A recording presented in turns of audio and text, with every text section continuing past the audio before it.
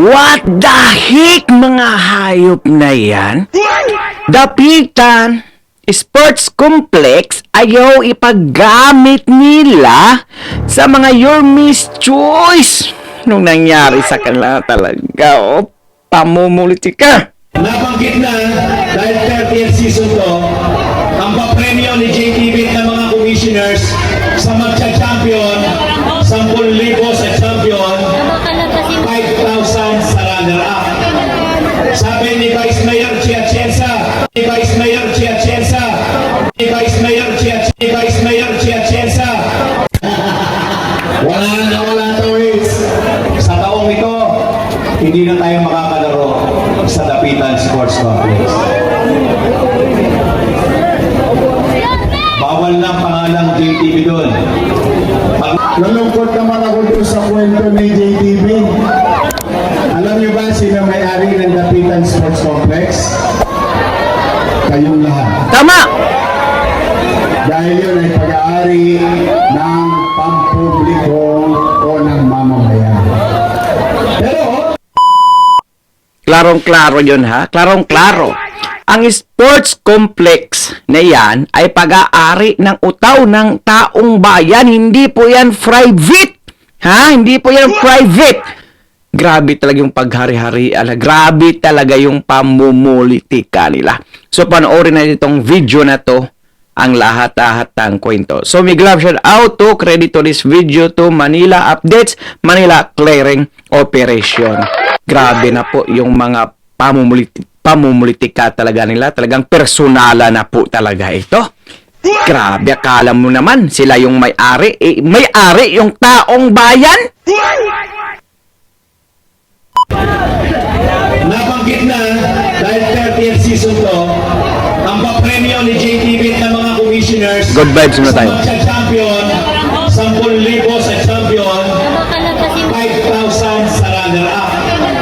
Sabi ni Vice Mayor Chiachenza, JTV, magdadagdag ako ng 20,000 sa champion Wow. at 10 sa runner-up. Tama ba yun, Vice? Pero hindi pa yan dahil isaradong 100,000 yan ni Yormis Comorino. Ha? Panoorin hanggang dulo. Okay?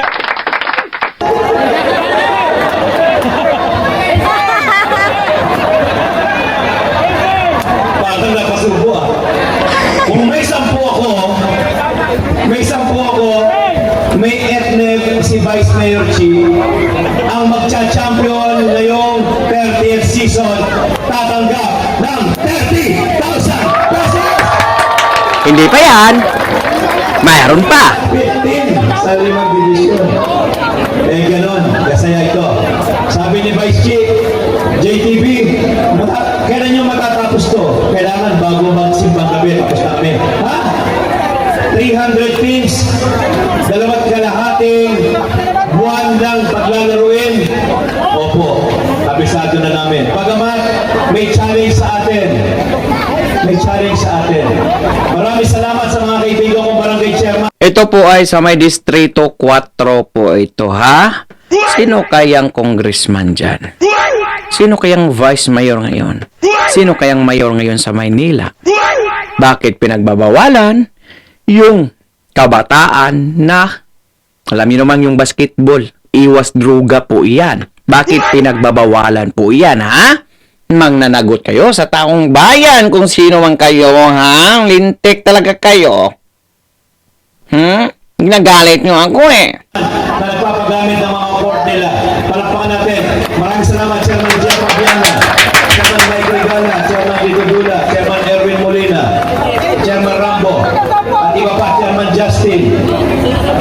Mababawasan tayo ng venue. Yorme, nandito ngayon, nakatingin ang mga kabataan. Pagpasensyahan nyo na. Sa taong ito, hindi na tayo makakalaro sa Dapitan Sports Complex. Hayop na yan talaga. Bawal lang pangalang JTV doon. Pag nakita nilang JTV, lalaro. So, ibig sabihin, bawal na ang Your Miss Choice lahat doon.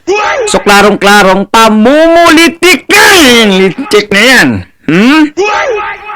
Biruin nyo, mismong kasiyahan ng mga kabataan, pinagbawalan nila. Grabe na talagang mga yan. Sobra-sobra na po. Mga batang Maynila, mga batang Manilinyo, kayo na po ang humusga sa mga taong iyan. Walang konsyensya, walang mga kaluluwa. Biruin mo, pati kasiyahan ng mga kabataan nang akala mo naman pag-aari nila yung sport complex na yan. Ipag-aari ng gobyerno yan, ha? Mga taxpayer ang nagpagawa niyan, sa inyo lang nga nakapangalan kasi kayo ang nasa gobyerno. Tapos ngayon, parang aangkinin yung inyo yan? Tapos pinagbawalan nyo, akala nyo hindi yan sa mga utaw? Mga lintik na litsugas putragis na ito. Sa dapitan, bawal. Ngayon nga, inimbita ko, awarding sa may Andalusia. Tumawag yung kaibigan ko, pare, pasensya na. Bakit? Diretso ako dyan, pagkatapos ng opening. Pare, pasensya na. Kinausap ako ng mga staff dito, nalaman ikaw ang darating, bawal ka raw dumating kasi baka matanggal sila sa trabaho. Oh, ginagamit pa mga trabahante. Sa pagkakataong ito, mga kasama, Yorme, Yan, nakikiusap kami. yan. Para makabalikan, makalaro kami sa Dapitan Sports Complex. Pwede ba? Bumalik ka na. Bumalik ka na!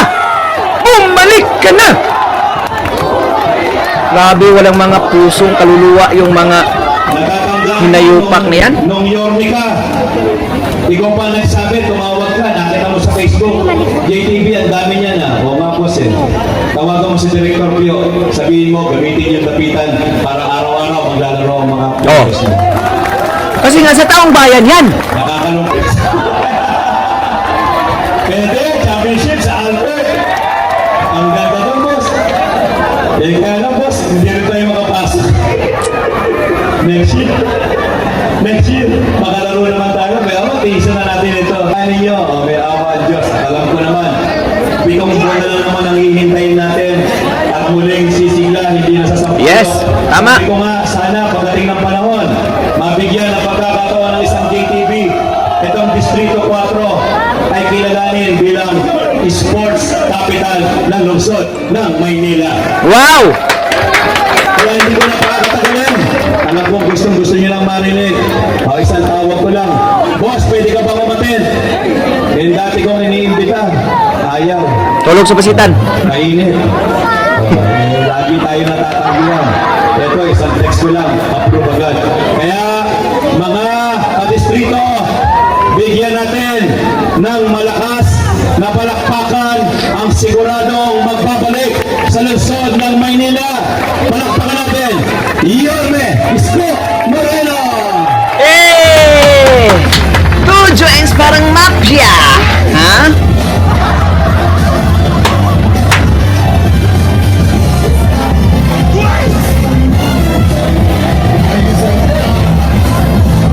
I was dying inside before me to kahit hindi mao. Ayun, banda rito, banda ron.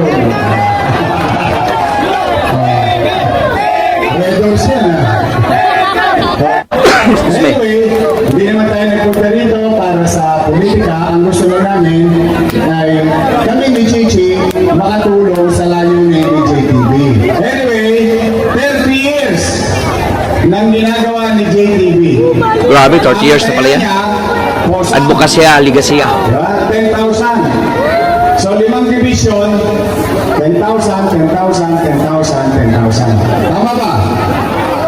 Yung ulat, Ito na sinasabi ko. Okay, tatay. 5 bulik. So, 555. Okay. Nagsalita si Chichi.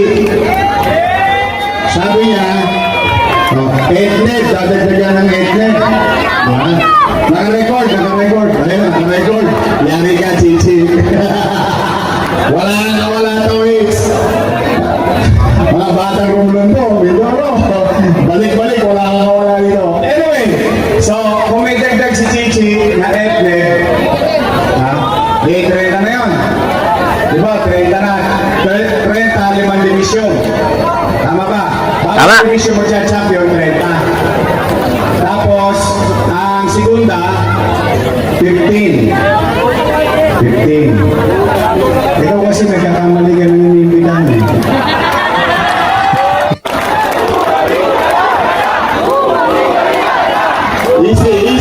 Easy. Puso nyo, nakatikit lang yan. Don't panic, it's organic. At ito mga dyan ang boys. Nagkailangan kami dito. Hi na hi kami, dami sa Rangola ko. Uy, di ko makita yung saranggola. Lupad na lupad kami. Ay! Sa 30,000, hindi kayo pinalaro sa dapitan. Pinahirapan sa JTV. Pasasayin natin sa premyo. Take 100,000! Tagwa 100,000 sana.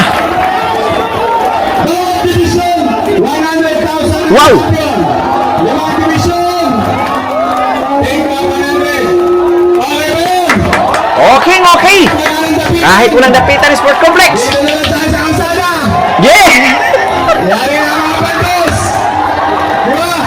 Talo-talo na to! Basta tayo mga bata kali, mapubuhay tayo kahit sa eskinita! Tama. Kahit sa mali! Don't panic! It's organic to join. So, ayun na nga. Sinong namumulitika ngayon? Biruin nyo, pag mamayari ng taong bayan, yung Dapitan Sports Complex ay hindi pinagamit dahil nga sa Your Miss Choice sila. Wow! Ang galing ng kasalukuyang administration. Palakpakan.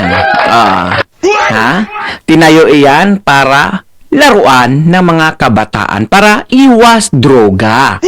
So ngayon, hindi pinagamit dahil namumulitika. Wow, ha? Grabe sila. Talagang desperado na talaga sila. Bakit? Ano bang dahilan? Bakit hindi nyo ipagamit iyan? Takot ba kayong matalo? Italo na kayo sa ngayon pa lang eh. Di ko na babanggitin kung sino kayo. Basta alam na ng Manila, alam ng taong bayan kung sino kayong mga tambaluslos. O sino bang representative dyan sa District 4? O sino bang vice mayor ngayon dyan? O sino yung mayor dyan, Grabe kayo. Pati kasiyahan ng mga kabataan ay talagang pinigilan nyo. Mas lalo kayong ikahihiya ng mga supporters nyo. Di nyo ba alam? Kasiraan yan sa pangalan nyo.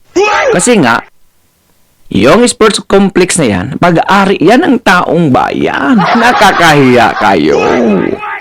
Wow, nakakawaw talaga kayo. Pero, di baling wala pang sports complex, 7 buwan lang, palapit na si Yormes Comorino at tsaga-tsaga muna sa gidli si GTV Villanueva. Mabuhay ka, Sir GTV Villanueva. At this video is credit to Manila Updates, Manila Clearing Operation. Ano po ang iyong opinion at komento ukol po dito? Paki-comment down below. So for now, I'm God Manila. God first, God bless all. Peace. Bye-bye.